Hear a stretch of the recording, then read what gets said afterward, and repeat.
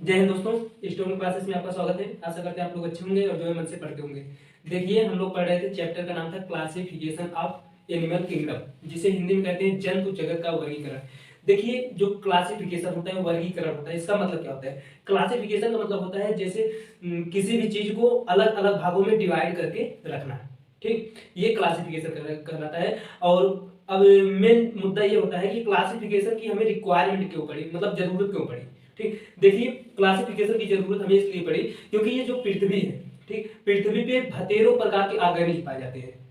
मतलब बहुत सारे ऑर्गेनिज पाए जाते हैं। ऑर्गेनिज के अंतर्गत आ जाते हैं living animals, animals and plants. ठीक है, जो जीवित होते हैं, चाहे वो एनिमल हो या फिर प्लांट हो। ठीक, देखिए, जो ऑर्गेनिज होते हैं वो पृथ्वी पर अभी तक जितने ऑर्गेनिज खोजे गए हैं वो अप्रोक्सीमेट 1.8 मिलियन, करीब जो है 18 लाख ऑर्गेनिज खोजे खोजे जा चुके हैं, जिसमें से 1.3 मिलियन ओनली एनिमल्स है। ठीक, मतलब 13 लाख एनिमल्स है। अगर 13 लाख एनिमल्स को आप अकेले एक एक करके अगर पढ़ेंगे तो जिंदगी बीत जाएगी, लेकिन खत्म नहीं होगा। आपकी क्या, बहुत सारे कई लोगों की जिंदगी बीत जाएगी, तभी नहीं फिनिश हो पाएगा। ठीक, इसीलिए हमें जो है क्लासिफिकेशन की रिक्वायरमेंट पड़ी, जरूरत पड़ी। इस मतलब इसमें क्या करते हैं, जैसे सपोज दैट आप मानिए आप मार्केट गए, ठीक, बाजार गए, कोई बहुत सारे मतलब 10 प्रकार के मान लीजिए सामान लेने। ठीक, जैसे आप मान लीजिए चीनी लेने गए, चाय पत्ती, दाल, फिर सब्जी उब्जी लेने गए, तो सब देखेंगे आप अलग अलग दुकान पे जाना पड़ेगा। ठीक, सब अलग अलग दुकान से आपको जो है लेना पड़ेगा सामान। तो वही एक प्रकार से क्लासिफिकेशन होता है। अब आप सामान को लेके आएंगे, ठीक, अब घर पे आप अलग अलग मतलब खाना बना के रखे होंगे, डिब्बा रखे होंगे। ठीक, डिब्बे में मान लीजिए ये चाय पत्ती का डिब्बा है, चाय पत्ती में डालो, ये हल्दी का डिब्बा है, हल्दी में डालो, और ये जो है दाल का डिब्बा है, दाल में डालो। तो ऐसे से मतलब जो है आप अलग अलग रखते हैं। ठीक, वैसे कोई मान लीजिए नए ऑर्गेनिक की खोज हुई, ठीक, नए ऑर्गेनिक की खोज हुई, तो उसमें मिलाएंगे, हाँ भैया चलिए इसके जो है बाल बड़े बड़े हैं, इस क्लास के भी बाल बड़े बड़े हैं। ठीक, हाँ इसमें जो है मूवमेंट करने की क्षमता है, इसमें भी मूवमेंट करने की क्षमता है। हाँ इसके जो है नाखून है, इसके भी नाखून है। तो ऐसे से मिला करके जो है क्लासिफाई किया जाता है। तो इससे जो है चीजों को पढ़ने में या फिर आसानी में हो जाती है, बहुत ज्यादा आसान हो जाता है चीजों को समझने में। ठीक, देखिए, जो ये क्लासिफिकेशन है इसे सबसे पहले अरस्तु 17वीं शताब्दी में दिए थे। ये भाई साहब क्या कहते हैं, अरस्तु भाई साहब क्या कहते हैं कि जो ऑर्गेनिक होता है, ठीक, मतलब जिनके अंदर जो रेड ब्लड पाया जाता है, ठीक, जिनके अंदर रेड ब्लड पाया जाता है उसे इनेमिया में रखती है, और जिनके अंदर रेड ब्लड नहीं पाया जाता है उसे एनेमिया में रखती है। मतलब ये संपूर्ण जगत को दो ही भागों में बांटे। ठीक, एक एनेमिया और दूसरा इनेमिया। एनेमिया वाले में क्या रखें, जिनके अंदर रेड ब्लड नहीं पाया जाता है, एनेमिया के अंतर्गत, और जिनके अंदर रेड ब्लड पाया जाता है इनेमिया के अंतर्गत। ठीक, एनेमिया में क्या किए कि सारे अकशेरुकी जीव, अकशेरुकी जीव का मतलब होता है नॉन वर्टिब्रेट, जिनके अंदर ये जो वर्टिब्रेट कॉलम होता है ये नहीं पाया जाता है, उसे ही अकशेरुकी कहते हैं, उसे एनीमिया वाले में डाल दिए। ठीक, रग्बी कैटेगरी में। और इनेमिया वाले में क्या किए, जिसके अंदर वर्टिब्रेट कॉलम पाया जाता है, वो वर्टिब्रेट प्रेजेंट होता है, उसे इनेमिया वाले में रख दिए। ठीक, तो यही इन्होंने संपूर्ण जगत को दो ही भागों में बांटा था। फिर उसके बाद आए कैरोलस लिनियस। ठीक, कैरोलस लिनियस भाई साहब क्या कहें, वो दो नाम पद्धति दे दिए। ठीक, दो नाम पद्धति से जो है एक प्रकार का इंटरनेशनल नाम होता है, वो दो नाम पद्धति इसलिए दिया गया कि हर चीज को, जैसे आप मान लीजिए आपको ह्यूमन के बारे में बात करना हो, ठीक, ह्यूमन के बारे में बात करना हो, आप विदेश में लगाएंगे, ह्यूमन के बारे में बताएंगे, हो सकता है वो ना समझ पाए, लेकिन ह्यूमन का जैसे साइंटिफिक नेम लेंगे, ठीक, होमोसेपियंस, तो वो समझ जाएंगे हाँ भैया ह्यूमन के बारे में बात होगा। वो एक प्रकार से इंटरनेशनल नाम हो जाता है, नाम हो गया। ठीक, जो साइंटिफिक नेम दिया जाता है इंटरनेशनल नाम दिया जाता है। फिर उसके बाद जो ये संपूर्ण जगत है उसे 11 भागों में बांटा गया। ठीक, 11 भागों में बांटा गया। कौन कौन सा, देखिए, किंगडम जो जगत होता है वो कि तो प्लांटी रहेगा या फिर एनिमलिया रहेगा। प्लांटी हम बॉटनी के अंतर्गत पढ़ते हैं, और जो बॉटनी पढ़ेंगे उसके अंतर्गत पढ़ेंगे। ठीक, और एनिमलिया जूलॉजी के अंतर्गत पढ़ते हैं, और जो हम लोग जूलॉजी पढ़े इसलिए जो है एनिमल के बारे में स्टडी करेंगे। ठीक, इसका जो किंगडम होता है एनिमलिया होगा। ठीक, और जिसके अंदर ये स्टडी किया जाता है, ठीक, क्लासिफिकेशन जिसके अंदर किया जाता है या फिर क्लासिफिकेशन का स्टडी जिसके अंदर किया जाता है उसे टैक्सोनॉमी कहते हैं। ये क्वेश्चन पूछता है कि टैक्सोनॉमी किसके, मतलब टैक्सोनॉमी के अंतर्गत क्या किया जाता है, फिर ऑप्शन दे देगा क्लासिफिकेशन या फिर वर्गीकरण दे देगा, वर्गीकरण पे आपको टिक लगाना है। ठीक, तो देखिए, जो 11 फाइलम में बांटा गया, मतलब संघ में बांटा गया, वो कौन कौन सा है? पहला है फाइलम पोरिफेरा, दूसरा फाइलम सिलेंडेटा या फिर इसे नाइडेरिया भी बोलते हैं, तीसरा है फाइलम टिनोफोरा, चौथा है फाइलम प्लेटिहेल्मिंथी, पांचवा फाइलम स्केलमिंथ्री, छठवां फाइलम एनेलिडा, सातवां फाइलम आठवां कोडा, आठवां फाइलम मोलस्का, नौवां फाइलम इकानोडर्मेटा, 10वां फाइलम हेमिकार्डेटा और 11वां फाइलम लास्ट कार्डेटा। ठीक, फिर कार्डेटा जब हम देखेंगे कार्डेटा में को जो है 3 सब फाइलम में बांटा गया है। ठीक, पहला सब फाइलम यूरोकार्डेटा, दूसरा सब फाइलम सिफेलोकार्डेटा, तीसरा सब फाइलम वर्टिब्रेटा। ठीक, फिर उसके बाद वर्टिब्रेटा में आएंगे तो उसको 5 क्लास में बांटा गया है, मतलब वर्ग में बांटा गया है। अब वो वर्ग जो है पक्षी वर्ग होता है, मत्स्य वर्ग होता है, फिर रेप्टाइल वर्ग होता है, एम्फीबियन वर्ग होता है, फिर लास्ट में आता है मैमल्स वर्ग, मतलब जिसमें मैमेलियन आते हैं, स्तनधारी आते हैं। स्तनधारी का मतलब आप समझिए कि जो जन्म लेते हैं उनके शरीर पे मतलब स्तन होता है। ठीक, उन्हें स्तनधारी जंतु कहते हैं, या फिर कह सकते हैं जो अपने बच्चों को मतलब दूध पिलाते हैं उन्हें स्तनधारी कहते हैं। ठीक, तो हम लोग जो है एक एक करके 10 के बारे में पढ़ चुके हैं। पोरीफेरा, सिलेंटेटा या फिर Cnidaria, Ctenophora, Platyhelminthes, Aschelminthes, Annelida, Arthropoda, Mollusca, Echinodermata, Hemichordata, इन 10 के बारे में पढ़ चुके हैं। अब आपका लास्ट है कार्डेटा।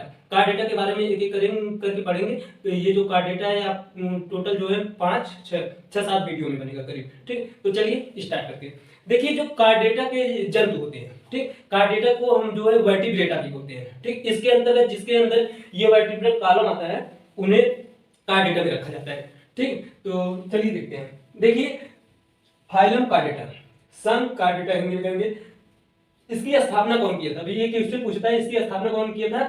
बेल्फोर।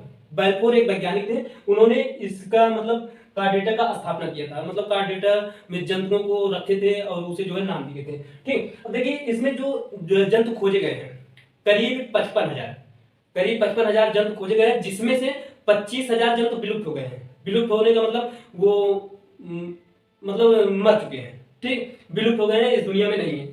देखिए 55,000 स्पीसीज जो है विद्यमान है इस समय, मतलब विद्यमान है, और 25,000 स्पीसीज विलुप्त हो चुके हैं। ठीक, अब देखिए इनमें क्या होता है? नोटोकार्ड, नोटोकार्ड को यही वाला बोलते हैं नोटोकार्ड। फिर उसके बाद एक डार्सल हॉलो नर्वकार्ड। डार्सल हॉलो नर्वकार्ड का मतलब होता है कि यही नोटोकार्ड में जो है डार्सल हॉलो नर्वकार्ड होता है। ठीक, वो हॉलो मतलब खोखली होती है। और उसके बाद और पेड फेरिंगल गिल्स स्लाइट। फेरिंगल गिल्स स्लाइट का मतलब होता है कि उनके अंदर एक पेयर गिल्स होगा जिससे वो रिस्पायरेशन करेंगे, सांस लेंगे। ठीक, प्रेजेंट होते हैं। क्या क्या प्रेजेंट होता है? नोटोकार्ड प्रेजेंट होता है, एक डार्सल हॉलो नर्वकार्ड प्रेजेंट होता है, और पेयर्ड फेरिंगल गिल्स स्लाइट प्रेजेंट होता है। ठीक, अब देखिए इनकी जो सिमेट्री होती है ये बायलेटरल सिमेट्री होती है। बायलेटरल का मतलब देखिए क्या होता है। देखिए ये जो चैप्टर हम जब बता रहे थे तो उसका सबसे पहले बेसिक नॉलेज का वीडियो बनाते हैं। बेसिक नॉलेज के वीडियो में आपके लिए बहुत इंपॉर्टेंट होता है, क्योंकि देखिए हम कोई भी चैप्टर पढ़ाने से पहले, ठीक है, उसमें पहला वीडियो बेसिक नॉलेज का देते हैं। उसमें जो है शुरू से लेकर अंत तक उस चैप्टर में कितना पढ़ना है और उसका बेसिक क्या चीज है वो चीजें हम आपको बता देते हैं। ठीक, अगर वो वीडियो आप नहीं देखे या फिर और जो सभी वीडियो है फाइलम 10 तक अगर नहीं देखे हैं तो इस चैनल पे अपलोड है, वहां से देख लीजिए, या फिर उसका लिंक हम डिस्क्रिप्शन बॉक्स में दे देंगे, वहां से आप देख लीजिएगा।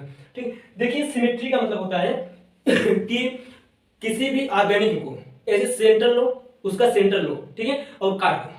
ठीक, वो कितने भागों में बट रहा है और सेम भागों में बट रहा है कि सेम भागों में नहीं बट रहा है, वही सब जो है सिमेट्री कहलाता है। तो देखिए सिमेट्री टोटल 3 प्रकार का होता है। ठीक, पहला एसिमेट्री, दूसरा रेडियल, तीसरा बायलेटरल। एसिमेट्री के अंतर्गत वो जीव आते हैं जिन्हें आप सेंटर से काटेंगे, ठीक, दो भागों में नहीं बटेगा, मतलब किसी भी भागों में बट जाएगा। ठीक, उसे जो है एसिमेट्री कहते हैं। और दूसरा वाला रेडियल होता है। रेडियल का मतलब होता है कि आप किसी भी ऑर्गेनिज्म को सेंटर से काटेंगे, ठीक, सेंटर को काटेंगे, वो 2 भागों में डिवाइड होगा लेकिन आइडेंटिकल नहीं होगा, एक दूसरे के समान नहीं होगा, अलग अलग होगा। ठीक ये समझ गए। अब देखिए बायलेटरल में क्या होता है। बायलेटरल में जैसे सपोज दैट आप जो है ये चाकू लीजिए और हमें यहाँ बीच से, ठीक है, रखिए और ऐसे काटते हुए ऐसे ऐसे एकदम चले जाइए, देखेंगे तो भाई आधा हेड इधर, आधा हेड इधर, आधा हेयर इधर, आधा हेयर इधर, एक आंख इधर, एक आंख इधर, एक नाक इधर, एक नाक इधर, आधा माउथ इधर, आधा माउथ इधर, आधा गर्दन इधर, आधा गर्दन इधर, एक हाथ इधर, एक हाथ इधर, मतलब 2 आइडेंटिकल भागों में बट जा रहा है। ठीक, आइडेंटिकल का मतलब होता है कि जैसे ये इधर वाला भाग है सेम डिक्टो इधर वाला भाग भी होना चाहिए। ठीक, जैसे आप मिरर के सामने खड़े हो जाइए तो वो आइडेंटिकल कहलाएगा। ठीक, समझ गए। तो वही होता है, ये जो है बायलेटरल होता है। बायलेटरल का मतलब इसे आप सेंटर एक्सिस से काटेंगे तो ये 2 भागों में डिवाइड होगा और सेम आइडेंटिकल। ठीक, अब देखिए ट्रिप्लोब्लास्टिक, ये जो कार्डेटा संघ के ऑर्गेनिज्म होते हैं वो ट्रिप्लोब्लास्टिक होते हैं। ट्रिप्लोब्लास्टिक का मतलब होता है इनका जो सेल होता है 3 लेयर से बना होता है। ठीक, अगर डिप्लोब्लास्टिक होता तो 2 लेयर से बना होता है। देखिए यहाँ पे बता दे रहे हैं छोटा सा, ये देखिए जैसे ये इनका ये सेल हो गया, ठीक, ये सेल 3 लेयर से बना होता है, 3 लेयर। ये सबसे बाहर वाले लेयर को कहते हैं इक्टोडर्म, इक्टोडर्म, ठीक। और सबसे अंदर वाले लेयर को कहते हैं इंडोडर्म, ठीक। और ये बीच वाले लेयर को कहते हैं मीजोडर्म, ठीक, समझ गए, ठीक होगा, ठीक। और देखिए और ये सिलोमेट होते हैं। सिलोमेट का मतलब होता है इनके बॉडी में कहीं ना कहीं कैविटी होगी, कोई ना कोई कैविटी जरूर होगी। सिलोमेट का मतलब ये होता है। अब देखिए इनका जो लेवल ऑफ बॉडी ऑर्गेनाइजेशन होता है, अब आप लोग कहेंगे लेवल ऑफ बॉडी ऑर्गेनाइजेशन क्या होता है, यही तो दिक्कत है। आप बेसिक नॉलेज का वीडियो देखेंगे नहीं तो कंफ्यूजन होंगे। देखिए लेवल ऑफ बॉडी ऑर्गेनाइजेशन का मतलब होता है कि वो जीव किस लेवल पे मतलब ऑर्गेनाइज हुआ है, बना है, ठीक। देखिए लेवल ऑफ ऑर्गेनाइजेशन टोटल 4 प्रकार का होता है, ठीक, मेन रूप से 4 प्रकार होता है। पहला सेलुलर लेवल, दूसरा टिश्यू लेवल, तीसरा ऑर्गन लेवल, चौथा ऑर्गन सिस्टम लेवल। अब सेलुलर लेवल क्या होता है, जैसे कोई एक कोशिका, ठीक है, एक सेल से वो बना है, उसे सेलुलर लेवल कहेंगे। लेकिन बहुत सारे सेल मिलकर के टिश्यू बनाते हैं तो उसे टिश्यू लेवल कहते हैं। फिर बहुत सारे टिश्यू मिलकर के एक ऑर्गन बनाते हैं, उसे ऑर्गन लेवल कहते हैं। फिर बहुत सारे ऑर्गन मिलकर के जो है ऑर्गन सिस्टम बनाते हैं, ठीक है, उसे ऑर्गन लेवल कहते हैं। अब चलिए समझते हैं। देखिए सेलुलर लेवल जो होते हैं वो एक कोशिका जीव होते हैं, मतलब एक कोशिका में आते हैं। लेकिन जो टिश्यू लेवल होते हैं वो एक कोशिका से 2 भी हो सकते हैं, बहुत सारे भी हो सकते हैं, ठीक। वो टिश्यू लेवल। ऑर्गन लेवल का मतलब होता है जैसे मान लीजिए आपके अंदर जैसे एक अलग अलग पार्ट देखिए, जैसे आई देखिए, ठीक, अलग अलग आई, फिर उसके बाद हार्ट देखिए, किडनी देखिए, ये सब ऑर्गन लेवल में आ गए। लेकिन अब इन सब अगर मिला जाए, ठीक, जैसे हार्ट को देखिए, हार्ट जो है आपका सर्कुलेशन में काम करता है। अब उसे देखेंगे ब्लड पंपिंग, फिर ब्लड को फ्लो कराना, ये सब चीजें अगर आप मिला देंगे तो ऑर्गन सिस्टम लेवल में आ जाएगा। जैसे पाचन देखिए, पाचन आप माउस से लेंगे, माउस भी आपका ऑर्गन में आता है। फिर ये फायरिंग होते हुए स्टोमक में जाएगा, फिर स्टोमक में डाइजेस्ट होके जो अनडाइजेस्ट पदार्थ होगा वो बाहर निकाल दिया जाता है। तो ये भी एक सिस्टम लेवल हो गया, ऑर्गन सिस्टम लेवल। तो यही कहना चाहता है कि इनका जो लेवल ऑफ बॉडी ऑर्गेनाइजेशन होता है organ system level body organisation होता है, ठीक। अब देखिए इनका जो सर्कुलेशन सिस्टम होता है, सर्कुलेशन सिस्टम का मतलब होता है कि जो ब्लड मतलब बॉडी में फ्लो होता है वो कौन सा टाइप का होता है, क्लोज टाइप। क्लोज टाइप का मतलब होता है कि इनमें जो है नस बॉडी के अंदर एक आर्टरी होगा और एक वेन होगा, मतलब एक तरफ से आर्टरी वेन तो नहीं कह सकते क्लोज टाइप में, इसमें 2 नसें होंगी, एक से मतलब ब्लड जाएगा और दूसरे से आएगा, ठीक। ये और जो है ये जो क्लोज टाइप होता है ये पूर्ण विकसित, सर्कुलेटरी पूर्ण विकसित होता है, ठीक। और पूर्ण विकसित क्या क्या होता है, ब्रेन होता है, जो मस्तिष्क होता है ये पूर्ण विकसित होता है, नर्वस सिस्टम पूर्ण विकसित होता है, डाइजेस्टिव सिस्टम, डीएस का मतलब होता है डाइजेस्टिव सिस्टम पूर्ण विकसित होता है, ईएस का मतलब होता है एक्सक्रीशन सिस्टम पूर्ण विकसित होता है, एंड आरएस का मतलब होता है रिस्पायरेशन सिस्टम पूर्ण विकसित होता है, ठीक। अब देखिए जो फाइलम कार्डेटा है इसे 3 सब फाइलम में बांटा गया है। वो 3 सब फाइलम क्या क्या है, पहला देखिए, पहला है यूरोकार्डेटा, ठीक, यूरोकार्डेटा या फिर इसे वो बोलते हैं ट्यूनिकेटा भी बोलते हैं, ठीक। यूरोकार्डेटा को ट्यूनिकेटा भी बोलते हैं। अब इसकी खासियत क्या है, देखिए जो यूरोकार्डेटा होता यूरोकार्डेटा हो गया, दूसरा वाला सिफेलोकार्डेटा, ठीक। दूसरा सब फाइलम क्या है, सिफेलोकार्डेटा, और तीसरा सब फाइलम क्या है, वर्टिब्रेटा, जिनके अंदर वर्टिब्रेटा पाया जाता है। अब देखिए यूरोकार्डेटा और सिफेलोकार्डेटा, यूसी का मतलब होता है यूरोकार्डेटा एंड सीसी का मतलब होता है सिफेलोकार्डेटा, को प्रायः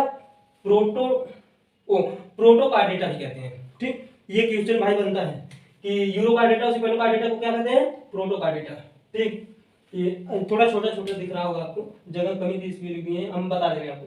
और देखिए दूसरा वाला पॉइंट क्या है, पहला वाला पॉइंट क्या है, यूरोकार्डेटा एंड सिफेलोकार्डेटा को प्रोटोकार्डेटा कहते हैं। दूसरा वाला क्या है, ये एक्सक्लूसिवली का मतलब होता है जनरली, ठीक है, मैराइन होते हैं, मैराइन मतलब समुद्री होते हैं।